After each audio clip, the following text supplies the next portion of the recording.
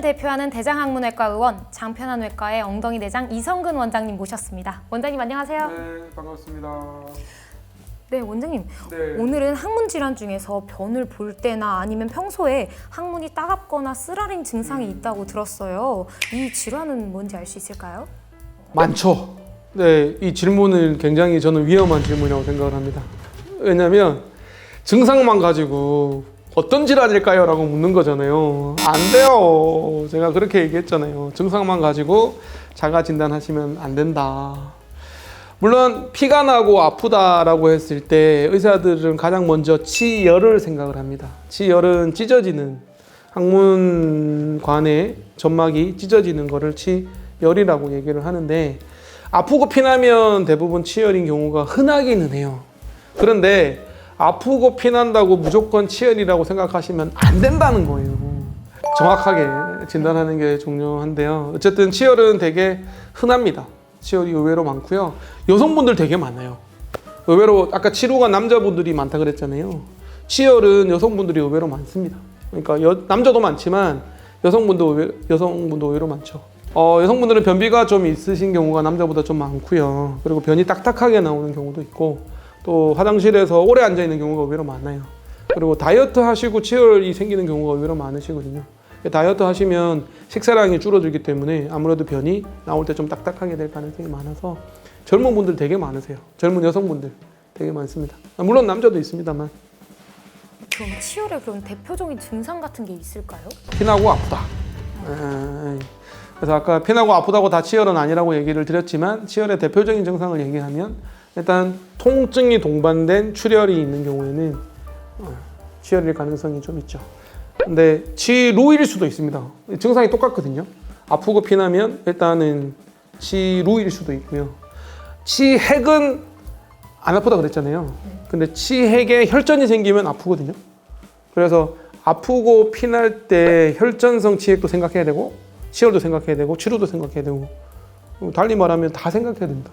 그러니까 그 증상만 가지고 치열이라고 판단하면 안 된다는 얘기를 다시 한번 강조드리고 싶습니다. 근데 항문이 따갑고 막 통증이 느껴지면 일상생활이 너무 힘들 것 같은데요. 맞아요. 변 볼 때 지옥을 맛본다라고 얘기하시는 분도 계시고요. 칼을 베는 것 같다라고 표현하시는 분도 계시고 애 놓는 것보다 더 힘들게 변이 나온다라고 얘기하시는 분도 계세요. 진짜 힘들어요. 진짜 힘들고 아프신 분들도 경미한 치열은 그냥 피 조금 나고 배변하고 5분 10분 지나면 또 좀 좋아지고 자극하면 증상이 좋아지는 경우도 많지만 심한 경우에는 거의 몇 시간씩 아프고 반나절 이상 아프고 그런 분들도 계세요. 치열도 구분할 수 있거든요. 급성 치열과 만성 치열. 말 그대로 생긴 지 얼마 안 되는 치열과 아주 오래된 만성 치열이 있는데 만성 치열은 굉장히 깊게 찢어져서 깊게 패여 있는 상태예요. 배변이 마려운 경우가 아니라 평소에도 아픈가요? 아니 이제 변이 나올 때 이렇게 막 자극이 되니까 아픈데요. 워낙 깊으면 우리가 칼에 베인 상처가 있으면 바람만 불어도 아프잖아요. 그래서 치열도 심하면은 변하고 상관없이 아픈 경우도 제법 있죠.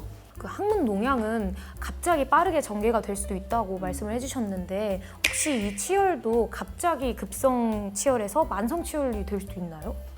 시간이 좀 걸리는데요. 엄청 굵은 변이 확 나오면 확 찢어지는 경우가 있을 수 있죠. 네, 갑자기 심해질 수는 있습니다만 대부분은 이제 급성 치열이 만성 치열로 가는데 시간은 좀 걸리는데 중요한 건 진짜로 이게 만성 치열이냐 판단하는 게 조금 중요한 것 같아요. 왜냐하면 저희 병원에 치열 때문에 많이들 오시거든요.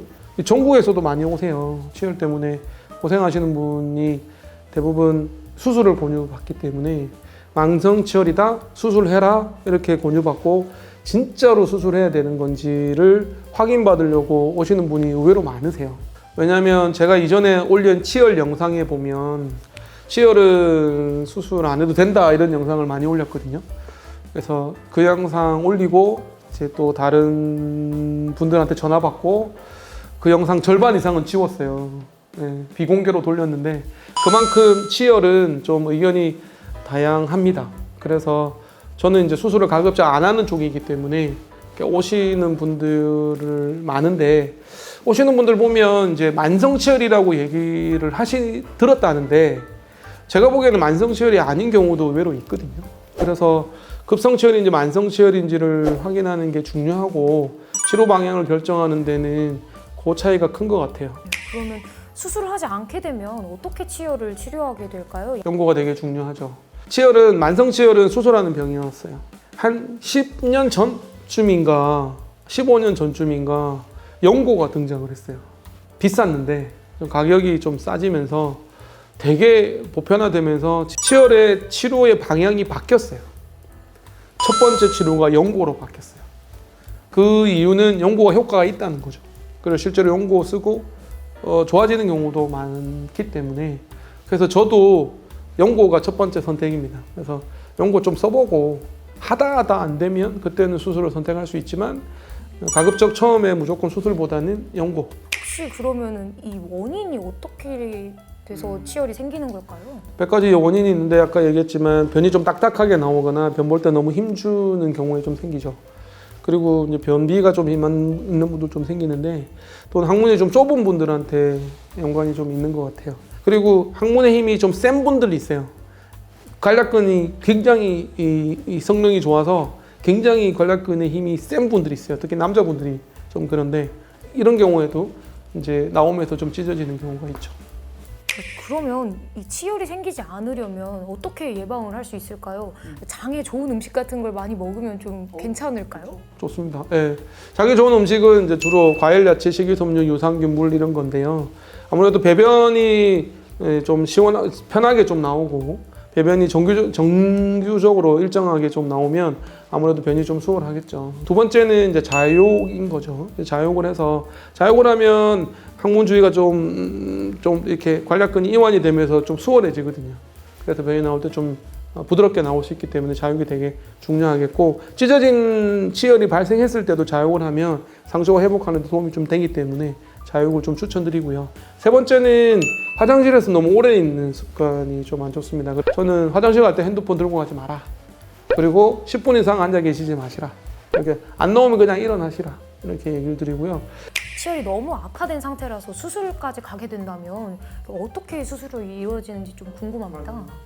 마지막 보루라고 말씀을 드렸는데 수술은 자 기전에서 관략근 힘이 세서 생기는 경우가 있다고 그랬잖아요. 네. 그 힘을 떨어뜨려 주는 거죠. 관략근을 일부 째서 힘을 떨어뜨려 주는 겁니다. 그러면 상처도 빨리 낫고 이제 통증도 덜하고 살도 차는 거죠. 관략근 측방 절제술 이렇게 얘기를 하는데요. 관략근의 측면을 절제를 해서 힘을 좀 떨어뜨려 주는 겁니다. 변식음이 생길 수 있어요. 아주 드물기는 해요. 아주 드물기는 하는데 생각만 해도 가슴이 철렁한 합병증인데요. 그래서 고난도의 술기라고 저는 생각을 합니다. 많이들 하시는데요. 어쨌든 최후의 보루다. 저는 관략근 측방 절제술을 하는 경우에는 항문압 검사를 먼저 해야 된다고 생각을 합니다. 항문의 압력을 체크를 해서 진짜로 항문압이 높은지 아니면 항문압이 정상인지 또는 낮은지도 있거든요. 네, 원장님. 그럼 마지막으로 치열에 관련해서 시청자분들께 마지막으로 한 말씀 부탁드립니다. 마지막으로 그 얘기를 하고 싶거든요. 증상만 가지고 자가 진단하지 마시라. 특히나 피나고 아프다고 해서 무조건 치열이라고 생각하시면 안 된다는 얘기를 꼭 한번 강조드리고 싶고요. 그리고 검사를 이제 치열 때문에 검사를 하러 오시면 아플까봐 걱정 되게 많이 해요. 저희가 한키즈 언더블락의 첫 번째 편에서 검사 시 통증에 대한 얘기를 했는데 특히나 치열이 있는 분들은 검사가 되게 아프다고 얘기하시거든요. 실제로 아픈 경우도 있는데요. 근데 문제는 항문에 힘을 꽉 주고 있는 상태에서 검사하면 아파요. 항문에 힘을 꽉 주고 있는 상태에서 진찰을 해 항문이 좁다고 얘기를 해요. 그래서 다른 병원에서 항문이 좁다라고 진단을 받고 오신 분도 제가 충분히 얘기해서 이완시켜서 굉장히 긴장 풀고 하면 항문이 안 좁은 경우도 많거든요.